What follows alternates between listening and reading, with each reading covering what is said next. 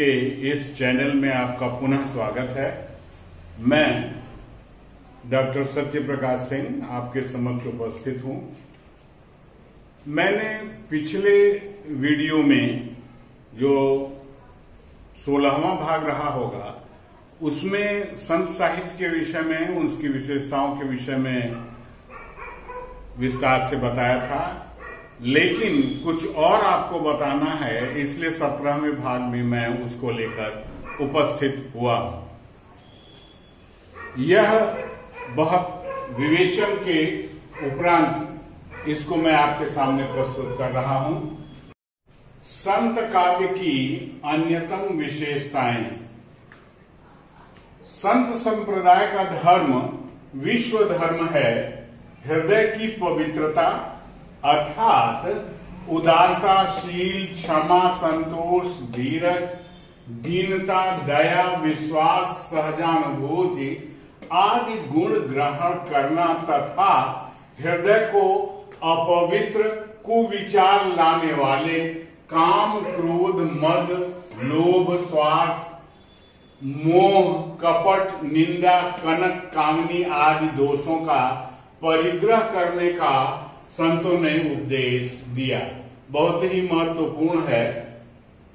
मानव समाज के लिए, विश्व मानव समाज के लिए यह सब निग्रह की वस्तुएं और जो ग्रहण करना है वह वस्तुएं सभी बहुत ही मानवता के उपयुक्त हैं और माने रखती। अगली बात देखें, ईश्वर भक्ति के लिए किसी भी कर्मकांड की आवश्यकता नहीं है तथा भक्तों में भी जाति या वर्ण का विभेद नहीं किया जा सकता है। अगली बात है, ब्रह्मानुभूति का मार्ग गुरु के द्वारा इंगित करने पर सहज, सरल और स्पष्ट हो जाता है।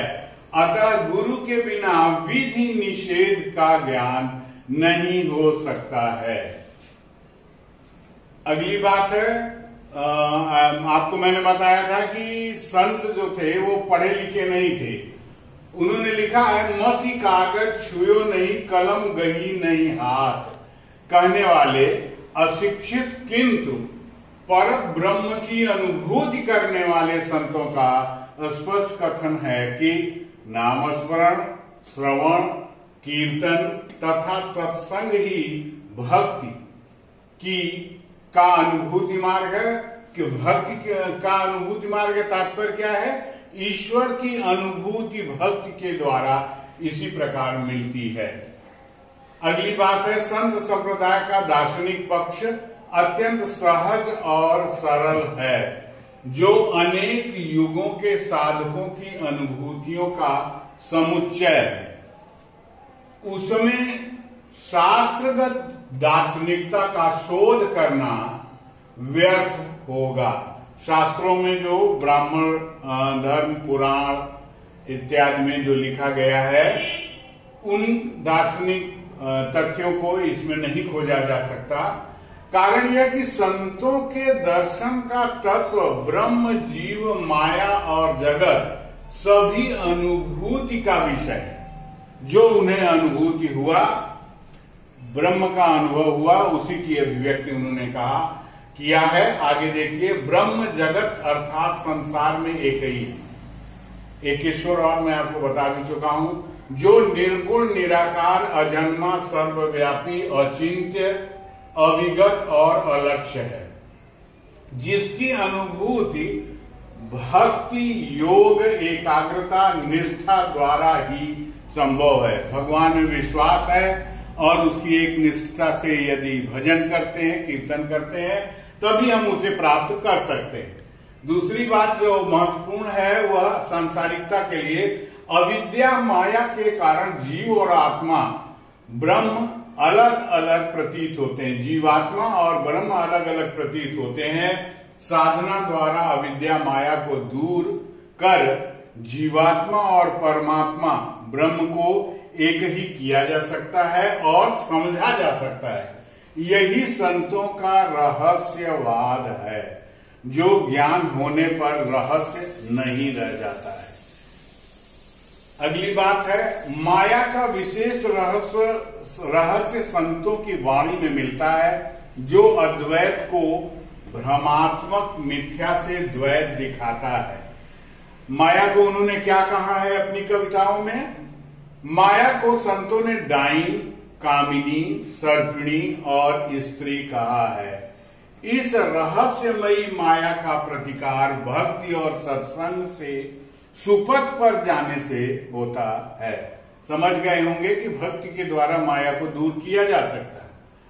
जगत का निर्माण माया द्वारा किया गया है, अतः यह दृश्यमान जगत मिथ्या है। जो कुछ दिखाई दे रहा है वह सब मिथ्या है, भ्रम और निस्सार है। ब्रह्म का निवास शून्य में है, जो जाने सो पावे। बार बार ये कहा गया कि उसकी अनुभूति जिसको हो जाती है, जो उसको जान जाता है वही उसको प्राप्त करता है।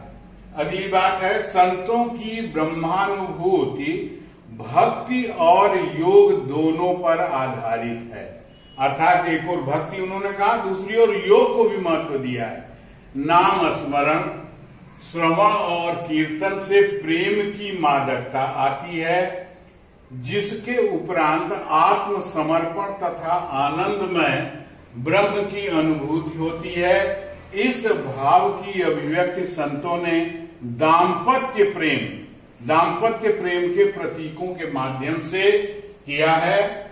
संतों के इस दाम्पत्य प्रेम भाव में बहुत महत्वपूर्ण है, संतों के इस दाम्पत्य प्रेम भाव में वैष्णवों की प्रेम साधना तथा सूफी संतों की इश्क की मस्ती एक साथ मिलती है।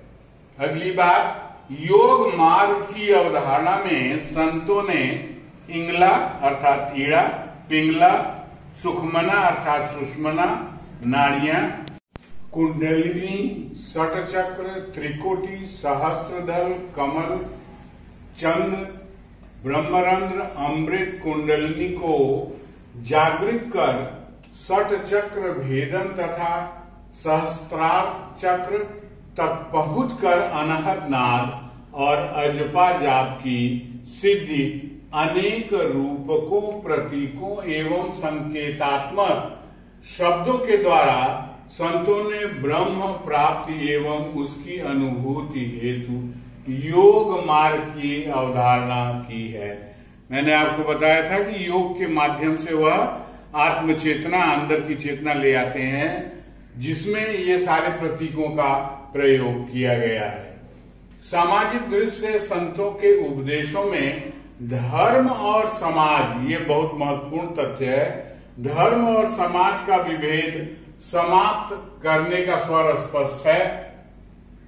ब्रह्म चराचर जगत के कण-कण में विद्यमान है, अतः ब्रह्ममय सृष्टि की वस्तु और व्यक्ति व्यक्ति में अंतर नहीं है। तात्पर्य क्या है कि चराचर जगत में जो भी दिखाई दे रहा है वह सब ब्रह्ममय है। विश्व बंधुत्व एवं संगठित भेद रहित समाज के लिए संतों का यह उपदेशात्मक भावाभिव्यक्ति अति महत्वपूर्ण एवं स्तुत्य है। समाज में सभी एक ही हैं, क्योंकि सभी ब्रह्ममय हैं, उस परमात्मा की देन है, इसलिए सब एक हैं, भेद नहीं है। भाषा शैली की दृष्टि से भी संतों की वाणी अप्रतिम है।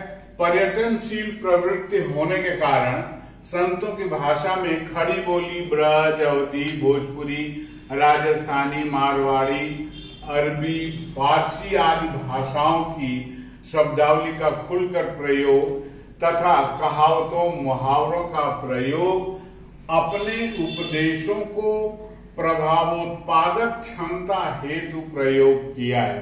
प्रभाव बढ़ाने के लिए कहावतों और मुहावरों का प्रयोग है।